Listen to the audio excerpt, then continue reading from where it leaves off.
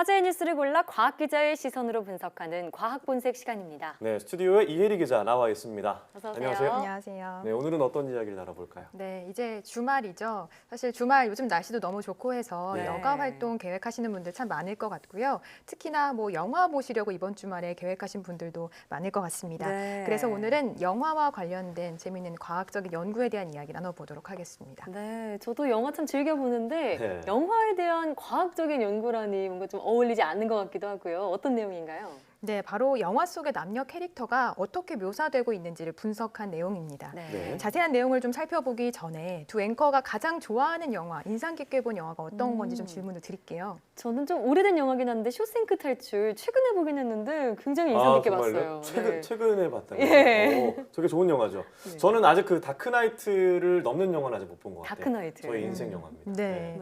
네. 잘 생각을 해보면 그런데 두 앵커가 방금 이야기한 영화 속의 네. 주인공이 모두 남성이라는 것을 쉽게 알아차릴 그럼요. 수가 네, 맞아요. 있죠.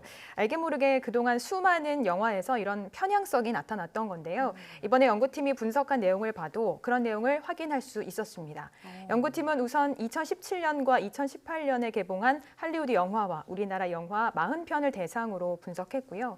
자세한 내용을 보면 감정적인 다양성, 그러니까 영화 속 캐릭터가 얼마나 다양한 감정을 느꼈느냐를 분석했을 때 여성 캐릭터가 남성 캐릭터에 비해서 더 획일화된 감정 표현을 보였습니다. 네. 특히 여성 캐릭터는 슬픔이나 공포, 놀람 등의 수동적인 감정을 더 많이 표현한 반면 남성은 분노나 싫음과 같은 능동적인 감정을 더 자주 표현했다는 걸 알 수 있었습니다. 네, 네. 그러고 보니까 정말 여성의 주인공인 영화가 딱히 떠오르지 않는 것 같아요. 예. 네, 한 써니 정도? 네, 최근에 또 마녀도 있긴 했는데 예. 그렇게 좀 많지는 않은 것 같아요. 네, 맞습니다. 근데 더 심각한 건 이 여성 캐릭터가 시간적인 점유도가 굉장히 낮다라는 점이었습니다. 네. 영화 속에서 여성 캐릭터의 시간 점유도는 남성 캐릭터보다 56% 정도 낮게 나타났는데요. 즉 영화 속에서 여성 캐릭터의 비중이 훨씬 적다라는 거죠. 네. 또한 평균 연령에서도 남성에 비해 여성 캐릭터가 79.1% 더 어리게 나왔습니다. 특히 지금 말씀드린 이 두 가지 특징은 할리우드 영화보다는 한국 영화에서 더 두드러지게 관찰됐습니다. 그렇군요.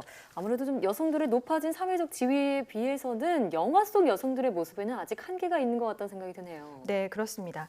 이 밖에도 여성 캐릭터의 경우 남성에 비해서 안경 착용 횟수가 적었다는 점, 예. 그리고 또 남성 캐릭터에 비해 실내와 가구와 같은 이런 사물과 더 자주 등장함으로써 정적인 장면에서 자주 나타났다는 특징도 확인됐습니다.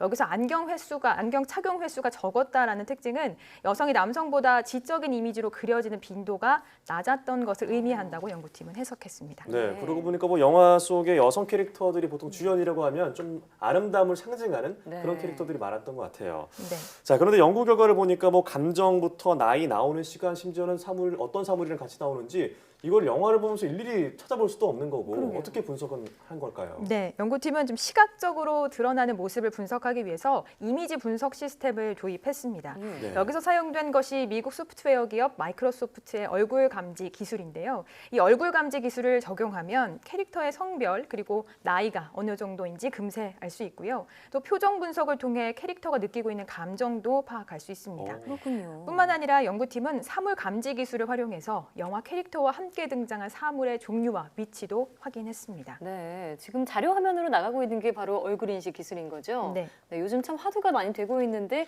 이런 기술이 문화나 예술 쪽에도 접목한 사례다 이렇게 볼 수 있겠네요. 네, 그렇습니다. 사실 영화 속의 캐릭터와 이 성별 모사 평향성을 평가하는 기존의 방식이 있기는 합니다. 네. 벡델 테스트라고 해서 일반적으로 사용하는 분석 방법인 건데요.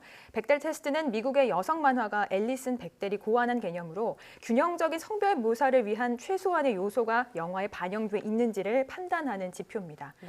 벡델 테스트에 통과하기 위해서는 몇 가지 조건이 있는데요. 영화에 이름을 가진 여성 캐릭터가 2명 이상 등장해야 한다거나 그 여성들이 서로 대화를 나누고 대화 주제가 남성 캐릭터와 관련이 없어야 한다라는 이런 내용들입니다. 예. 그런데 벡델 테스트는 여성 캐릭터의 대사만으로 판별하기 때문에 캐릭터의 시각적인 묘사를 파악하기가 우선 어렵고요. 여성 캐릭터만을 평가하기 때문에 남성 캐릭터와 어느 정도 차이가 있는지를 알 수가 없다는 등의 한계가 있었습니다. 예. 그럼 이번에 개발된 그 분석법이 이런 한계를 좀 극복했다 이렇게 볼 수 있겠군요. 자, 최근에 극장가를 관통하는 주요 코드 가운데 하나가 이제 네. 페미니즘이 아닌가라는 생각이 들어서 예. 이게 변화의 한 모습인가 이런 생각도 들어요. 네, 그렇습니다. 뭐 개봉을 앞두고 있는 큰 화제를 모으고 있는 영화죠. 82년생 김지영의 경우 대표적으로 페미니즘의 담론을 확산한 영화로 주목받으면서 어느 정도 영화 속에서 여성 캐릭터의 존재감을 크게 높이고 있고요. 네. 그동안 수동적인 공주의 이야기를 담은 애니메이션을 주로 제작해온 디즈니도 최근 개봉작 알라딘이나 토이스토리 4를 통해서 진취적인 여성 캐릭터를 선보이고 있습니다. 예. 물론 이런 현상을 두고 일부 뭐 해석의 차이를 보이거나 반발하는 기류도 있긴 하지만요. 상대적으로 그동안 소외되어 온 여성 캐릭터가 재조명을 받고 있다는 측면에서 중요한 의미를 지녔다라고 볼 수 있겠습니다. 또 한 가지 이런 현상이 성별 갈등으로 좀 번지지 않았으면 합니다. 예.